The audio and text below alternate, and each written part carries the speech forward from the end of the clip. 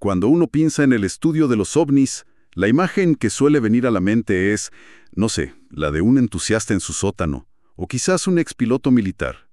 Pero, ¿qué pasa si una de las mentes más influyentes en este campo, desde hace más de 5 años, es un astrofísico? Y no solo eso, uno de los arquitectos de ARPANET, o sea, la precursora de Internet, un pionero de la inteligencia artificial y además un exitoso capitalista de riesgo de Silicon Valley. Hoy vamos a analizar a fondo las ideas de esa figura, de Jacques Vallée. Vamos a desentrañar su visión a partir de una entrevista reciente muy extensa. Y hay que decirlo desde el principio. Para él, esto no se trata de extraterrestres que nos visitan en naves. No. Según Vallée, estamos frente a un fenómeno mucho más complejo, mucho más antiguo y extraño. Uno que ha interactuado con la conciencia humana a lo largo de toda nuestra historia. Totalmente. Y por eso su perspectiva es tan importante. Vallée te obliga a salir de la narrativa simplista, ¿no?, de los hombrecitos verdes del espacio.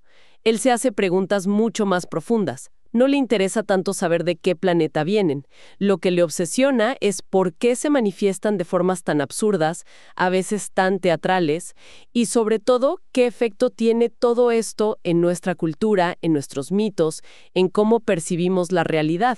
Y ese, creo yo, es el verdadero núcleo de nuestro análisis de hoy. A ver, entonces tenemos a este científico de élite, pionero de la IA, metido hasta el fondo en un programa secreto del Pentágono. Ya de por sí la historia es fascinante.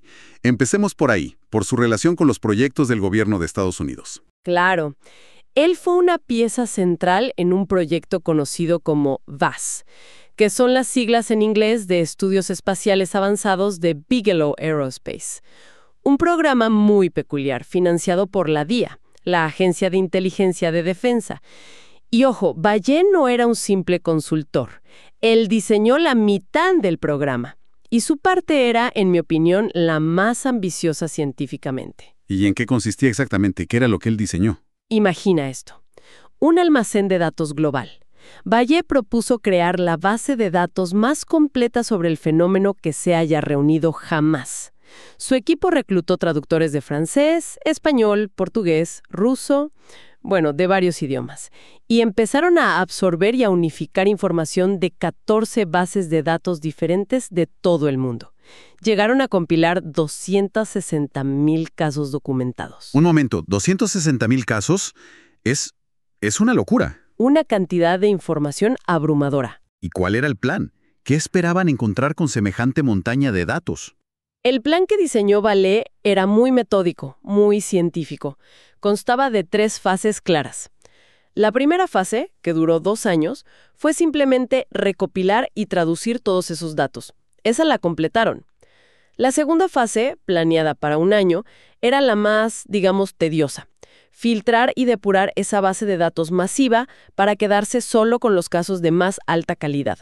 ¿Y qué era un caso de alta calidad para ellos? Pues los que tenían múltiples testigos, evidencia física, datos de radar.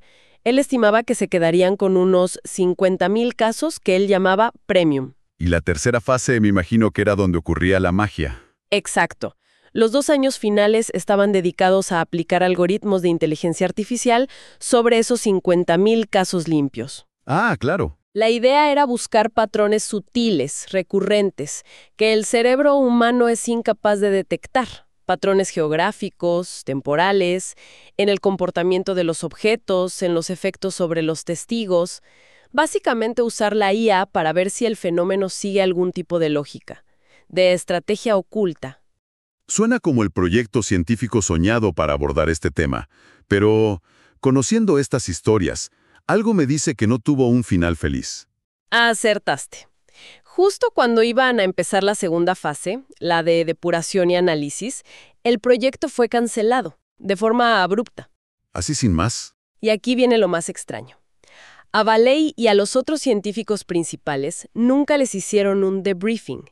O sea, nunca les informaron oficialmente del cierre ni de las conclusiones. Simplemente les cortaron el acceso. ¿Y la base de datos? ¿Esa herramienta científica de valor incalculable? Se desvaneció. Desapareció. Espera un momento. ¿Cómo es posible que una base de datos de ese calibre, financiada con dinero del gobierno, simplemente desaparezca? ¿No hay un rastro, un servidor, una copia de seguridad? Suena a una negligencia increíble o peor, a algo intencional. Esa es exactamente la sospecha de Bali. Él habla de un concepto del mundo de la contrainteligencia llamado salting the data, que se podría traducir como salar los datos. ¿Salar los datos? Sí, es una técnica en la que se introduce información falsa o alterada deliberadamente en una base de datos. Se puede hacer para rastrear filtraciones, por ejemplo. Si la información falsa aparece en algún sitio, sabes quién la filtró.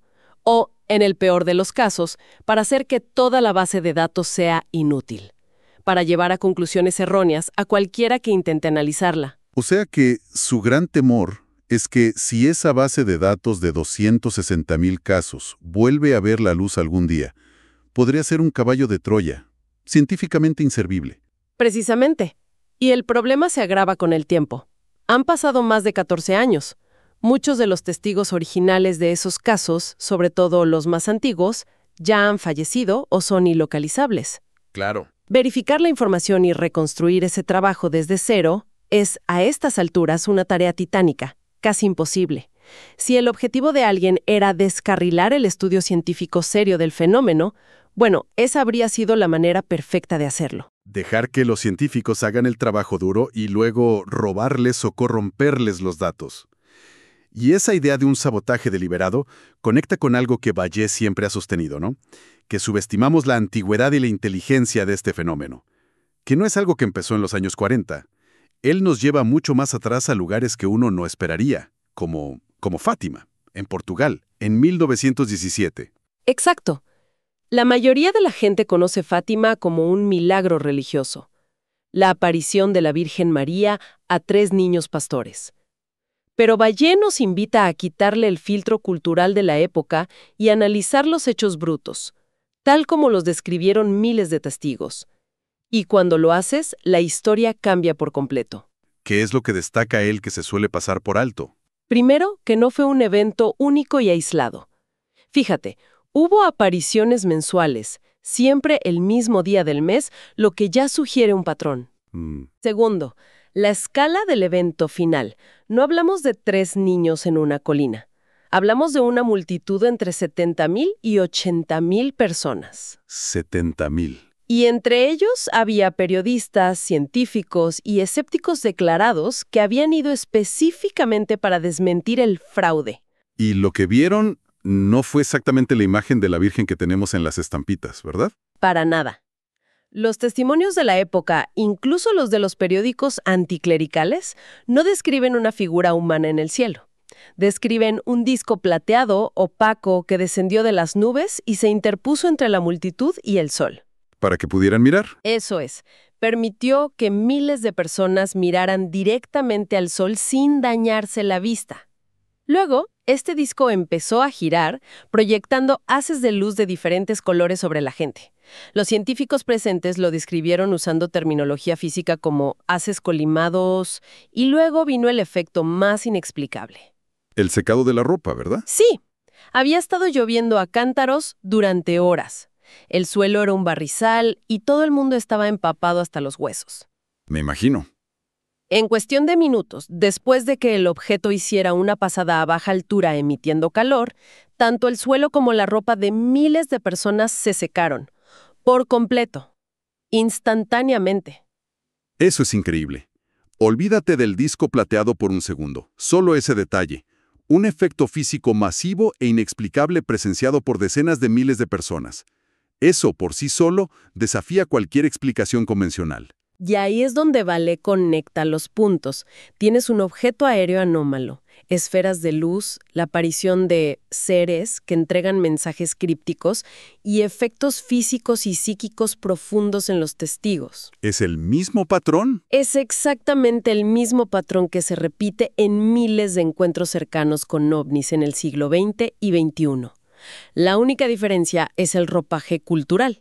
En 1917 la sociedad lo interpretó en clave religiosa porque era el lenguaje que tenía. Hoy lo interpretaríamos en clave tecnológica o extraterrestre. Exacto. Lo que implica que el fenómeno es una especie de camaleón.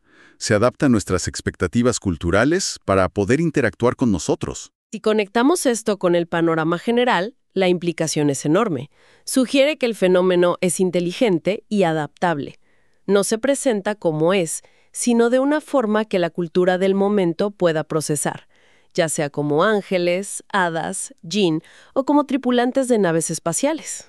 Y esa idea de un fenómeno inteligente y con un propósito a largo plazo nos lleva directamente a su hipótesis más famosa y, para muchos, más inquietante: la del sistema de control. Correcto. Esa idea no surgió de la especulación, salió de su análisis de datos en los años 60 y 70. Vallée se dio cuenta de que la distribución de los avistamientos no era aleatoria. Seguían una periodicidad extraña, una especie de pulso. Hablando con un colega psicólogo, este le hizo una observación que lo cambió todo. Le dijo que el patrón se parecía a un programa de refuerzo de B.F. Skinner. Momento. El psicólogo del condicionamiento, de las ratas en las cajas. ¿Cómo se aplica eso a los ovnis? Es una técnica de modificación de la conducta. En lugar de recompensar un comportamiento cada vez que ocurre, lo haces de forma intermitente, impredecible. ¿Ah? Esto genera una expectativa y una obsesión mucho más fuertes. Piensa en las máquinas tragamonedas. No pagan siempre, sino de vez en cuando. Y eso es lo que te mantiene enganchado. Claro. La idea de Vallée es que el fenómeno ovni podría estar operando de una manera similar a nivel social. Pero esa idea es bastante inquietante. No estamos hablando de exploradores o científicos, sino de una especie de programador cósmico que nos ha estado manipulando o entrenando durante siglos. La implicación para el libre albedrío es enorme. Es una hipótesis que te vuela la cabeza, sin duda. Sugiere que el fenómeno no tiene interés en una revelación abierta, sino en un proceso sutil y continuo de alteración de la conciencia. No es una invasión militar, sino una especie de programa educativo o de modificación cultural a escala planetaria. Y a lo largo de milenios, cambia por completo las reglas del juego. Y aquí la conversación toma un giro que parece sacado de una película, porque Vallée afirma, basándose en fuentes que él considera fiables, tener conocimiento de un programa gubernamental que fue mucho más allá. Un programa que supuestamente logró lo impensable. Sí, esta es probablemente la afirmación más extraordinaria de la entrevista. Sostiene que sabe de la existencia de un programa que tuvo lugar hace más de 20 años, que logró establecer una comunicación directa, bidireccional y sofisticada con una inteligencia no humana, en condiciones controladas de laboratorio. Un momento, detengámonos ahí. Esa es una afirmación que lo cambia absolutamente todo. No hablamos de analizar un trozo de metal, sino de un diálogo. ¿Qué más se sabe sobre ese supuesto programa? ¿Qué tipo de especialistas estaban involucrados? Pues según la información que recibió Vallée, era un equipo multidisciplinario: físicos, lingüistas, psicólogos. ¡Wow! Y eso es clave, porque sugiere que la comunicación no era a través de un simple código binario o algo matemático, sino algo mucho más complejo. Él mismo es cauto y aclara un matiz importante. No puede saber si la entidad con la que interactuaban era real en nuestro sentido físico, o si se trataba de una simulación hiperavanzada. ¿Una especie de realidad virtual? Exacto. Una realidad virtual presentada a los científicos por la inteligencia. Pero la interacción era real, estructurada y continua. Si eso es remotamente cierto, explicaría por qué el secretismo es tan absoluto. Una cosa es admitir que tienes restos de una nave que no entiendes, y otra muy distinta es admitir que tienes una línea de comunicación abierta con el otro lado, sea lo que sea. El impacto sería incontrolable. Correcto. Esto plantea una pregunta fundamental. Si el contacto ya no es sobre naves estrelladas, sino sobre una interacción directa, ¿cómo comunicas eso al público? No hay un manual de instrucciones.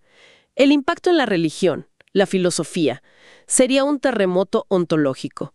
Podría explicar por qué la revelación o divulgación es un tema tan increíblemente complejo para quienes están al tanto. Lo que me lleva a la siguiente pregunta. Si todo esto está pasando, ¿por qué no se revela? Mucha gente en este campo clama por una divulgación total, pero Vallée parece tener una postura mucho más cautelosa. Es un evento, no es un anuncio en una rueda de prensa. Es un proceso social, y para no ser catastrófico, necesita un liderazgo basado en una confianza inmensa, casi absoluta. Él usa una analogía histórica muy potente, Lo compara con la capacidad que tuvo Charles de Gaulle durante la Segunda Guerra Mundial para unir a toda Francia. Para unir a todos bajo una misma bandera. A todos, desde la extrema derecha hasta los comunistas, contra un enemigo común. Se necesitaba una figura de una credibilidad incuestionable. Y hoy en día, con la polarización y la desconfianza que hay, ¿quién podría ser esa figura? ¿Qué gobierno podría salir a decir, hemos estado en contacto y que la gente le crea y no entre en pánico? Esa es la cuestión. Sin un líder con ese nivel de credibilidad, una revelación abrupta podría causar más daño que bien, fragmentando aún más a la sociedad. Entiendo. Entonces, frustrado con el secretismo, los juegos de contrainteligencia y la desaparición de su base de datos, ¿qué está haciendo Valley ahora? No parece el tipo de persona que se rinda. Para nada. Ha decidido volver a los orígenes, al trabajo de campo científico, pero por su cuenta. Está reanalizando casos antiguos, muy bien documentados y a menudo ignorados por la ciencia convencional, pero aplicando tecnología del siglo XXI. ¿Puedes darnos un ejemplo concreto de eso? El mejor ejemplo que menciona es el caso de Huntsville, en Ohio, de 1966. Un físico nuclear, conduciendo de noche con su familia, se topó con un objeto pulsante en un bosque. Y no fue un simple avistamiento. El objeto emitió una cantidad de energía masiva. Según los cálculos, fue equivalente a la de un pequeño reactor nuclear. Y lo más importante, dejó evidencia física tangible. Exacto. El objeto dejó una marca, un impacto de radiación, en la madera de un pino cercano. Valle, hace muchos años, consiguió una muestra de esa madera y la ha conservado como oro en paño. Increíble. Ahora, décadas después, la está analizando en laboratorios de primer nivel, con tecnología que no existía entonces, como la espectrometría de masas avanzada, y afirma que están encontrando nueva información fascinante dentro de la propia estructura isotópica de la madera, anomalías que no deberían estar ahí. Me parece alucinante. Para él, la verdad no está en archivos clasificados que podrían estar salados o ser falsos, sino en la evidencia física que ha estado ahí, a la vista de todos, durante décadas, esperando las herramientas adecuadas. Ese es su punto. El verdadero trabajo científico está en los datos abiertos, en los testimonios directos y en la evidencia física que se ha despreciado. Es un retorno a la ciencia pura, lejos de la política y el espionaje. Bien, recapitulemos. Las ideas de Jacques Vallée nos dibujan un panorama radicalmente diferente. No estamos hablando de simples visitantes de otro planeta. Hablamos de un fenómeno antiguo, inteligente, adaptativo, que parece operar como un sistema de control para influir en la conciencia humana. Y la evidencia más sólida, según él, no está necesariamente en los secretos militares, sino en los casos públicos y en la evidencia física que hemos ignorado. Yo creo que su mayor contribución, el legado que dejará, es que cambia la pregunta fundamental. La comunidad ufológica ha estado obsesionada durante 70 años con la pregunta, ¿de qué planeta vienen? Vallée nos dice que esa es probablemente la pregunta equivocada, o al menos la menos importante. Él nos obliga a preguntarnos qué efecto está teniendo este fenómeno en nosotros, qué nos está intentando enseñar sobre la naturaleza de la realidad, de la conciencia y sobre nuestro propio futuro. La respuesta, según él, no se busca con telescopios, sino con un análisis profundo de la física, la informática, la psicología y la historia de nuestras propias culturas. Y eso nos deja con una reflexión final para darle vueltas. Si Vallée tiene razón, si hemos estado coexistiendo durante toda nuestra historia con una inteligencia no humana que ha moldeado sutilmente nuestras religiones, nuestros mitos, nuestra percepción de la realidad, ¿qué significa eso para nuestra comprensión de quiénes somos? La respuesta a la gran pregunta sobre nuestro lugar en el cosmos podría no estar en el espacio exterior, sino en una reevaluación radical y profunda de nuestra propia historia.